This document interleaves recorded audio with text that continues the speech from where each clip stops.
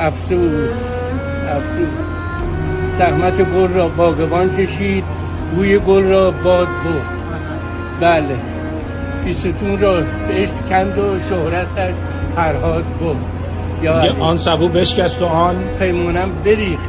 بله، یه چیزی هم هست دربارش، میگه تا قاری بشکند ماسی بریزد تا جهان گردد به کام کاسه لیسان.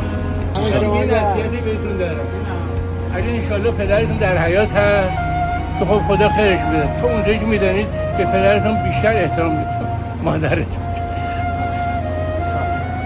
ما دلشکسته، من یه پسری دختر دارم، پسرم خیلی اذیت میکنه، بیکارم، خونه هستم، به خاطر اون دیگه با 85 سال باستی اون خلاصه بوشتم، به خاطر این هر کسی ببینم میگم پدرتون احترامش داشته باشه. اگر ناسزا گفت باز با خنده جوابشونه بدید، اگر وقت تخلیه کرد بگو چشم پدر جان، دستشه ببوسید، صورتشه ببوسید.